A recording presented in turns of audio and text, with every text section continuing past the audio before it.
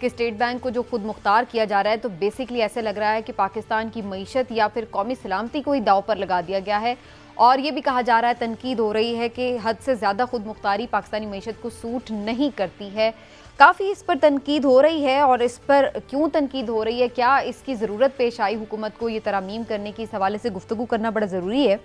ہلال صاحب، پہلے آپ کی طرف آتے ہوئے، ہلال صاحب آپ کو کیا سمجھ آ رہی ہے اس ترامیم کے حوالے سے لے کر کے، کیوں اس پر اتنی تنقید ہو رہی ہے؟ کیا اس سے قومی سلامتی کو خطرات لاحق ہو گئے ہیں؟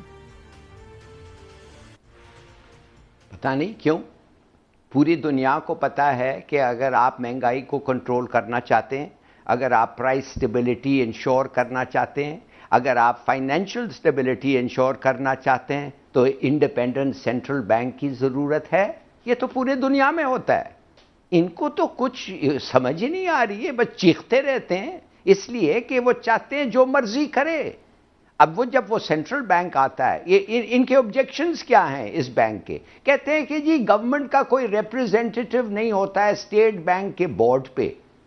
بھائی پاکستانیز ہوتے ہیں نا، 8-10 پاکستانیز ہوتے ہیں نا، آپ کے ریپریزنٹیٹیو چلیے امینڈ کر کے 1-2 کو بھیج دیں، کیا بڑی بات ہے؟ یا ایسے کیوں آپ بات کر رہے ہیں جیسے کوئی ہندوستانی آ کے ادھر بیٹھ رہے ہیں اس بینک کے بورڈ پہ؟ دوسری بات، آپ کہہ رہے ہیں کہ انفلیشن کنٹرول ہو رہا ہے مگر ڈیولپمنٹ نہیں ہو رہا ہے۔ کیا مطلب آپ کا؟ آپ انفلیشن کنٹرول کریں، مہنگائی کنٹرول کریں، ڈیولپمنٹ آلموسٹ آٹومیٹک ہے، مگر وہ بھی ہوتا ہے، وہ بھی ہوگا، بینک کنسنٹریٹ کرے گی، یہ رضا باخر نے کہا ہے یہ۔ تیسری بات ہے کہ آپ کہہ رہے ہیں کہ بھئی وہ پتہ کیا، یہ باہر کے لوگ ہیں اور پاکستان میں 80% جو بینک ہیں وہ فارن اونرشپ کے ہیں، تو باہر کے جو بینکس ہیں وہ کہتے ہیں کہ ہمارے سے جو تم لوگ پیسے ادھار پہ لیتے ہو اس کو واپس کرنے کے لیے تم پرائیورٹی کر رہے ہو۔ ارے بھائی کیوں نہیں؟ ہم نے پیسے ادھار لیے ہیں فارن بینک سے، انہوں نے تمہیں پیسے دیے ہیں، آپ کا فرض ہوتا ہے کہ آپ دیکھیں کہ وہ آپ واپس کر سکتے ہیں۔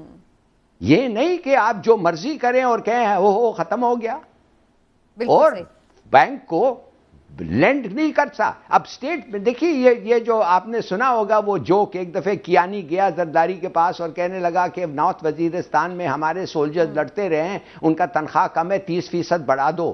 تو زرداری صاحب نے فٹ کر کے جواب دیا، نہیں 30% نہیں 100%۔ وہ بڑے خوش ہوئے۔ تو جب کوئی وہ دوسرا آیا فائنانس منسٹر اور پوچھا صاحب یہ پیسے آئیں گے کدھر سے، اس نے کہا چھاپ دو۔ سوچئے، تو یہ تو آسان حل رہا ہے اب یہ آپ نہیں کہ نوٹ چھاپ لیں۔ ہاں، اب آپ نہیں پرنٹ کر سکتے، اب آپ چھاپ نہیں سکتے۔ آپ سمجھتے ہیں یہ بری بات ہے؟ میں تو کہتا ہوں بڑی اچھی بات ہے۔ ٹھیک ہے ہلال صاحب، میں دوبارہ بھی آپ کی طرف آتی ہوں۔ فائنلی اچھا لیٹ می سے، اور جو بھی خامیاں ہیں جو آپ برداشت بالکل نہیں کر سکتے اور اپنے آپ کو چھری بھونک کے مارنا چاہتے ہیں، آپ آ کے ڈسکس کریں پارلیمنٹ میں، اور وہ ایک بل ہے اس کو امینڈ کر دیں، یا اس کی لیجسلیشن کو جب ڈیبیٹ ہوتا ہے امینڈ کر دیں۔ مجھے سمجھ نہیں آ رہی، ان کو تھوڑا سا بھی ڈسپلن دیں یہ چوروں کو، اور وہ کہتے ہیں نہیں چلتا ہے۔ ٹھیک ہے، یہ ہلال صاحب تو سپورٹ میں ہیں کہ اس پر بالکل یہ ہونا چاہیے۔ عمران صاحب پھر پرابلم کیا ہے؟ اگر آ رہا ہے دیگر بلوں کی طرح، ڈیبیٹ ہوگی، اچھی چیزیں رکھ لیں، جو نہیں پسند ہے اس کو سائیڈ پہ کر دیں، کیا ایشو ہے؟ دیکھیں یہاں ماضی آپ دیکھیں نا، حکومت جب کچھ کام کرنا چاہتی ہے، کوئی بھی حکومت ہو، تو پھر وہ ڈسکشن پہ تھوڑا جاتی ہے، وہ تو بلڈوز کرتے ہیں کہ جی ہم نے یہ کرنا ہے، یہ فیصلہ کر لیا ہم نے کرنا ہے۔ ہلالی صاحب جو فرما رہے تھے نا، جن سوسائٹیز کی، جن معاشروں کی وہ بات کر رہے ہیں کہ دنیا میں ہوتا ہے، وہاں پہ حالات اس طرح کے ہوتے نہیں۔ یہاں آپ کرنے کیا جا رہے ہیں؟ دیکھیں کرنے آپ یہ جا رہے ہیں کہ فائنانشل وائسرائے جو ہے وہ آنے جا رہا ہے۔ دیکھیں آئی ایم ایف کے بساتھ آپ بار بار کاسا اٹھاتے اور چلے جاتے ہیں، اللہ دا واسطہ سانو پیسے دے دیو، اسی بھوکے مر گئے ہیں، بار بار آپ اس کے پاس جاتے ہیں۔ پھر آپ پہلے جاتے تھے، اب تو آپ ان کے بندے ہی آ گئے۔ اور خود ہلالی صاحب کئی دفعہ یہ اعتراف کر چکی ہیں کہ آئی ایم ایف کے نمائندے ہیں جو اس وقت بھی اسٹیٹ بینک کے گورنر ہیں۔ اب مجھے آپ یہ بتائیں کہ جب وہ آئے ہیں تو وہ تو اپنے مفاد کو دیکھیں گے نا، وہ میرے آپ کے مفاد کو تو نہیں دیکھیں گے، وہ اپنی چیزوں کو سیکیور کریں گے، اور انہیں کرنا بھی چاہیے۔ میں یہ نہیں کہتا کہ وہ غلط کر رہے ہیں، وہ اس لیے کرنا چاہیے کہ جس نے پیسے دیے ہیں وہ اس بات کا حق تو رکھتا ہے کہ وہ ان کو واپس لینے کے لیے طریقہ کا اب محفوظ اپنا لے. لیکن کیا اس کے لیے کوئی اور طریقہ ہو سکتا ہے؟ ڈاکٹر صاحب ہمارے ساتھ. ڈاکٹر صاحب کی بات بالکل ٹھیک ہے, بات صرف اتنی ہے جو ڈاکٹر صاحب سے سمجھ لیتے ہیں ہم ان سے ضرور سمجھیں گے. میں صرف یہ کہنا چاہتا ہوں کہ خدا کا واسطہ ہے, سیاسی صرف بیان بازی کے چکر میں ہر بات کو عزت نفس کا مسئلہ نہیں بنانا چاہیے. ملکی مفاد کو دیکھنا بہتر ہے وہ دیکھ. ٹھیک ہے, اپوائنٹمنٹ ہے, اپوائنٹمنٹ جو آپ بات کریں نا IMF کا نمائندہ ہے, اپوائنٹمنٹ تو انہوں نے کرنی ہے. دیکھیں یہ صرف خود مختاری کی بات نہیں ہے, یہ اس سے بڑھ کے بات ہے. جو ماہرین ہیں وہ تو یہ کہہ رہے ہیں کہ آپ اپنا مستقبل, پاکستان کی آنے والی نسلوں کا مستقبل داؤ پہ لگانے جا رہے ہیں.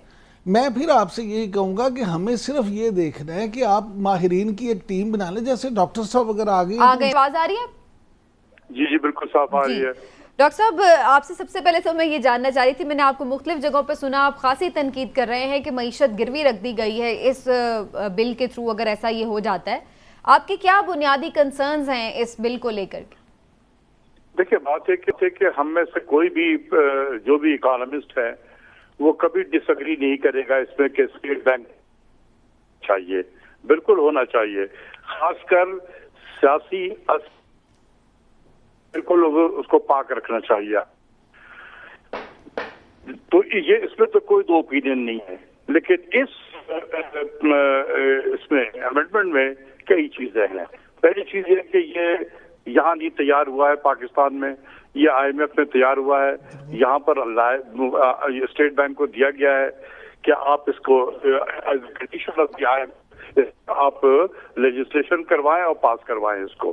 تو یہ ایک پارٹ آف IMF کنڈیشنلٹی ہے یہ, اور اسی لیے یہ $500 ملین جو اب آپ کو ریلیز ہوگا یہ اسی کے ساتھ کم آپ کیبنٹ کر کے پارلیمنٹ میں سبمٹ کرا دیں تو وہ انشاءاللہ آج کل میں ہو بھی جائے گا. جیسے ہوگا تو وہ $500 ملین ملے گا. اچھا, دوسری چیز یہ ہے کہ اس کی ٹائمنگ دیکھیں, یہ ایسے ٹائم پہ کی گئی ہے, یہ ڈاکومنٹ کبھی پبلک نہیں کیا گیا. دس از سچ اے کانفیڈینشیل ڈاکومنٹ. ہمیں کچھ نہیں پتا ہے کہ یہ کیا لیجسلیشن میں وہاں پہنچ رہا ہے. ہم سب کو پتا ہوتا ہے کہ جب کسی لیجسلیشن کو پاس کرانا ہوتا ہے تو اس کو ہم بلڈوز کر دیتے ہیں اور دھڑ سے ہم نکال دیتے ہیں اس کو. ان بیچاروں کو ٹائم بھی نہیں ملے گا اپوزیشن کے لوگوں کو پڑھنے اور سمجھنے کا, اور یہ پاس ہو جائے گا.